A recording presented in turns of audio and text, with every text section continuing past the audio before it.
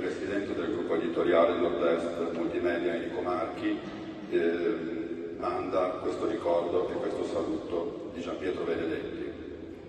Gianpietro Benedetti aveva una straordinaria capacità di fare sintesi che, unita a un formidabile intuito, rendeva impressionante l'abilità delle sue decisioni e le sue azioni. Un leader a tutto tondo, capace di farsi carico di rappresentare comunità intese come luoghi di lavoro o come territori.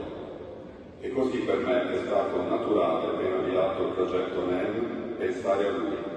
Con questa attitudine e brillantezza di pensiero, infatti, è stato tra i primi ad accogliere l'importanza storica del gesto di Gedi, intenzionato a cedere i 6 quotidiani tra il Veneto e il Friuli Venezia Giulia. E Gianpietro è stato tra i pionieri, dunque, nel concepire e costruire il disegno di Nord-Est Multimedia, che ha acquistato quei 6 giornali e tra di essi il Messaggero Veneto.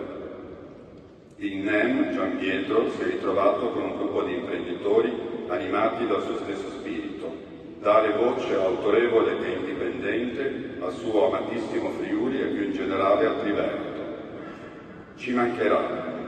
Nel suo ricordo troveremo ispirazione e interpreteremo giorno per giorno un progetto di impresa che ha la passione per la comunità e i territori al centro. Enrico Marchi.